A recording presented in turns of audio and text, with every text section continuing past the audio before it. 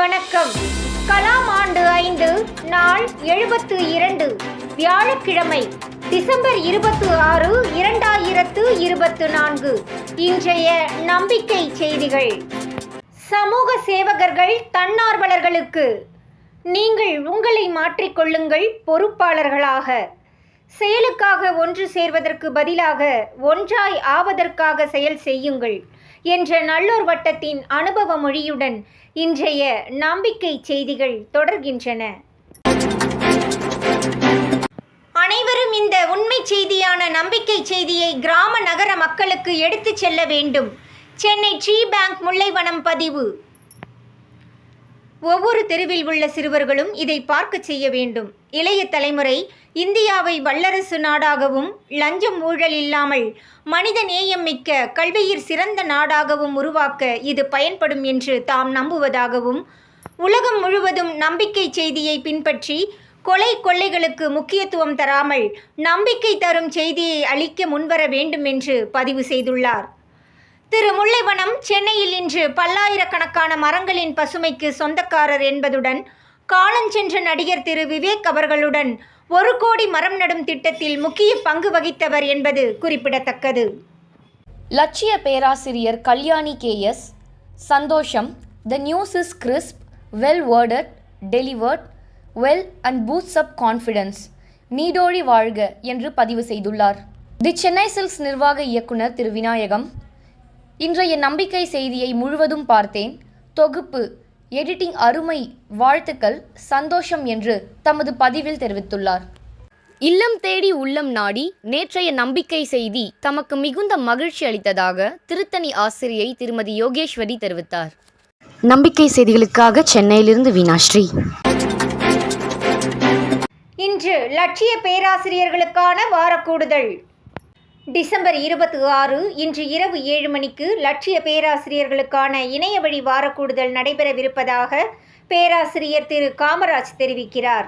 இது பற்றிய மேலும் விவரங்களுக்கு 9770778777 என்ற எண்ணை தொடர்பு கொள்ளவும். நாமக்கல் மாவட்டம் நல்லோர் வட்டத்தின் நேரடி சந்திப்பு.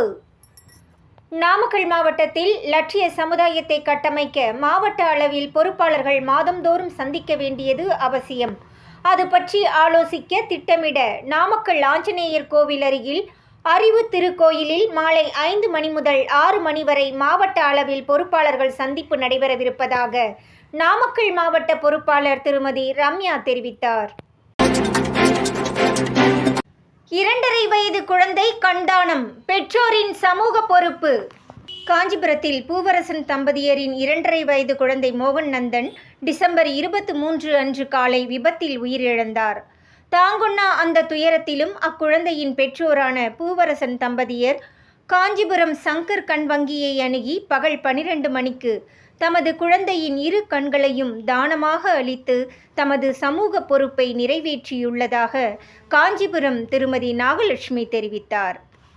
அக்குழந்தையின் ஆத்மா சாந்தியடையவும் அக்குழந்தையின் பெற்றோரான பூவரசன் தம்பதியர் ஈடு இணையற்ற இந்த இழப்பின் துயரத்தை தாங்கிக் கொள்ளும் மன வலிமையை பெற இறைவனிடம் வேண்டுவதாக கண்தானம் உடல் தானம் துறை மாநில பொறுப்பாளர் செல்வி ஜெயலட்சுமி தெரிவிக்கிறார். நம்பிக்கை செய்திகளுக்காக சென்னையிலிருந்து தயாநிதி.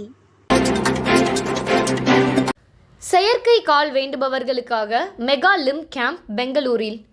ஓசூரில் இருந்து அழைத்து செல்ல Rotary Club Hosur mid town பேருந்து ஏற்பாடு.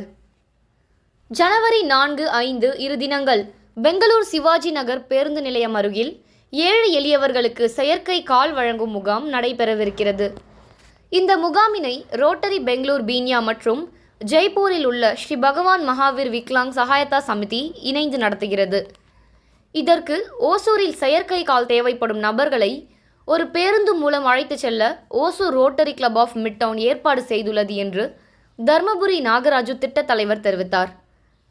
மேலும் தொடர்புக்கு 9843157702. நம்பிக்கை செய்திகளுக்காக சென்னையிலிருந்து வீணாஸ்ரீ. இத்துடன் இன்றைய நம்பிக்கை செய்திகள் நிறைவடைந்தன.